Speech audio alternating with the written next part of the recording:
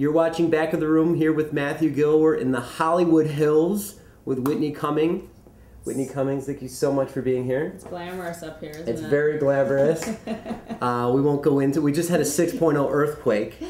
Oh, did we? Yes, we did. Oh. Yeah, just about 20 minutes ago. I don't care. That's how dialed in she is right now. She's just like, whatever. There's like, you can't see right now, but we're like in her writing room, and there's like written material all over the place. Chaos. Just like, that's lots of pictures of me. I wasn't going to say anything.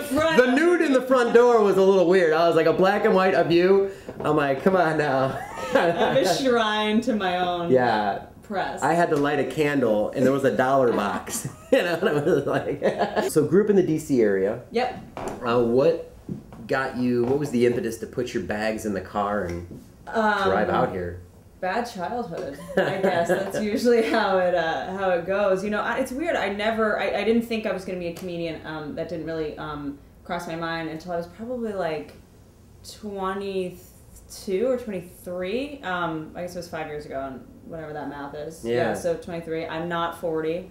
So I actually thought I was going to be actress. I worked as an actress when I was a kid, and then not worked in anything like theater and nonsense. And then I thought I was going to be a journalist, you know, which is kind of like the other route of comedian, because I feel like most comedians are like, you know, pissed off and want current events piss us off, and we want to, you know what I mean, just talk about current. And then, I was doing all these journalist internships and studying to be a journalist, and I realized I was like, oh, you just get to say this stuff, you don't get to have an opinion about it. So I was like, oh, this is kind of bullshit. And I remember the first time I realized that I thought I had to be a stand-up is because I was reading. I had an internship at like a local DC, NBC, whatever news station, and they let me read the teleprompter for like my reel or whatever, and I was reading it, and I was like, you know, today, you know, 2 kids got kidnapped and raped in a dumpster, and I was like laughing hysterically. I thought it was so funny, and they showed like a photo of the kid. I was like, oh, who would want to rape him? Anyway, like I was laughing hysterical at all the tragic shit, and I was like, oh, this is not for me. It's not for me to be serious about horrible things. So you literally had not thought about it prior. It hadn't crossed my mind.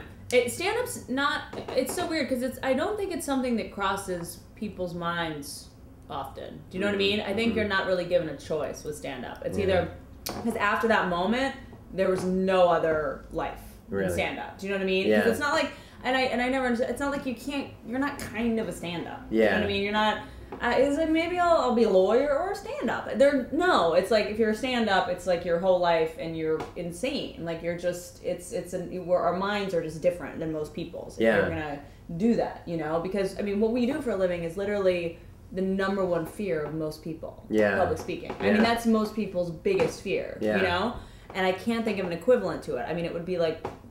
You know what I mean? It's because people come up to me after shows all the time. They're like, oh, I could never do that. Oh my God. And I'm like, well, what do you do? And one to this guy the other day said to me, he's like, oh, I'm a spinal surgeon. Oh, yeah. And I was like, oh, you cut into people? Yeah. While they're awake? Yeah. You think my job's scary? Like, can you imagine? So it's just so wild how what we do, it's just so so insane. Like spinal surgeon, are you single or? Yeah, exactly. Honestly, I would have said that, but surgeons just creep me out. That to me, the idea of cutting into someone is the creepiest. Yeah, he runs his fingernail across your skin. It's just like, oh, guy.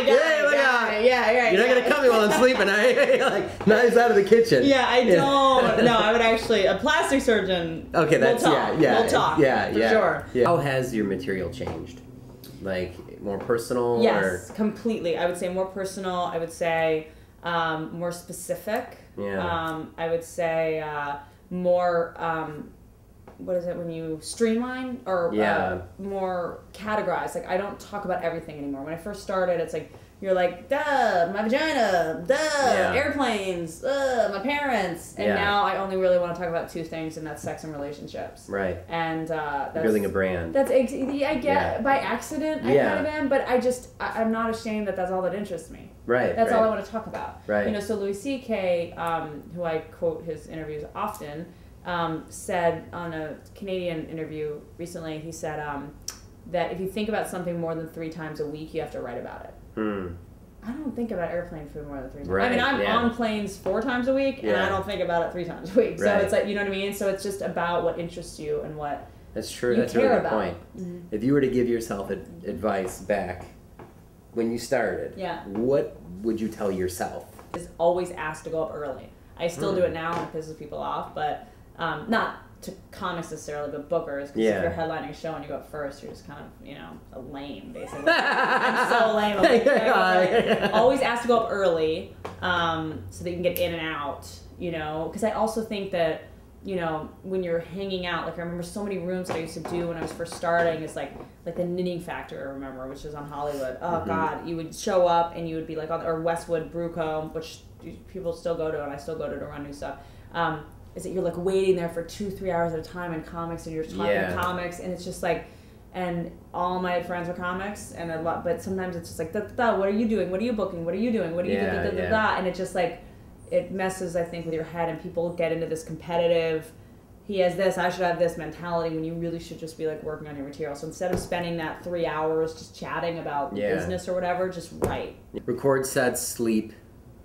Don't talk to the riffraff. Yes. Get in and get out. Be a bitch. Be a bitch. That's it gets you into, we're in the Hollywood Hills right now. I don't want to turn this camera around here so I can, you know. But there's a VCR right now. Yeah, there is that is a VCR. There is a huge Buddha. Yes.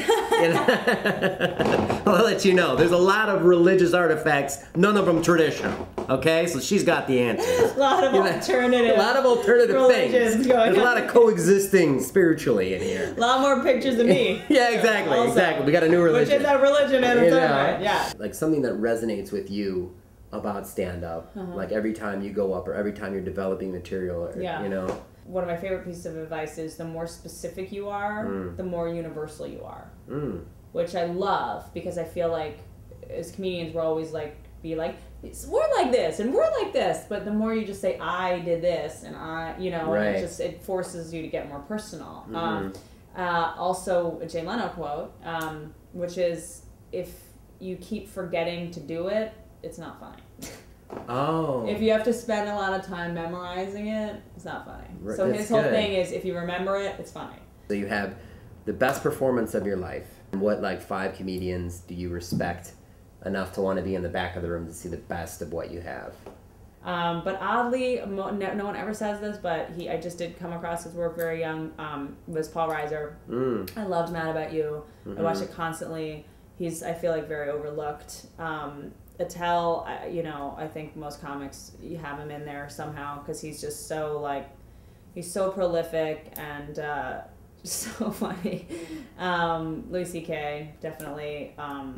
His work ethic is amazing. I mean, his stand-up outshines his work ethic, oddly. You know what I mean? Because he works so hard, and it's funny, because I remember one time I saw him at like a festival or something, and he was like, or at a spot or something, and I was like, oh, I have to go, I have, you know, another spot, and then I have another spot after that. I was doing like 3 spots a night or something, and I was like, I know, it's crazy, I do 3 spots a night.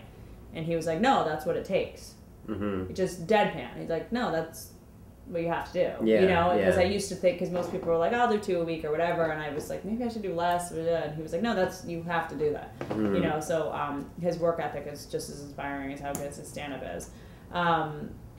I love Stephen Wright.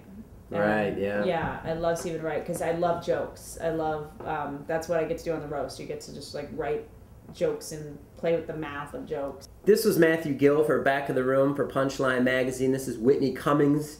She has a fantastic special. I've seen a lot of the material at the Comedy Store, and it is awesome. It's August 21st. It's called Money Shot. Please set your DVRs. Also, you're going to be in my home city of Chicago. Zanies, baby. Where you get to see it live and in color. I mean, don't be cheap. Get a date. Go there. You know, kind of thing. You can go by yourself. Just don't sit up front. Yeah, don't sit up front. Don't sit up front. Don't. You will... I don't have any new material. Yeah, she's just going to... all in the crowd work. Only crowd work for an hour. Yeah, and it's only going to be about physical... like, things you can't change. Okay? Oh, completely. You know. But... So anyways, again, Matthew Gill for Back of the Room with Whitney Cummings. Airs August 21st. Money Shot on Comedy Central. Thank you so much. Thank you. Definitely. Appreciate it. That's a good name for a special. Things you can't change. Yeah.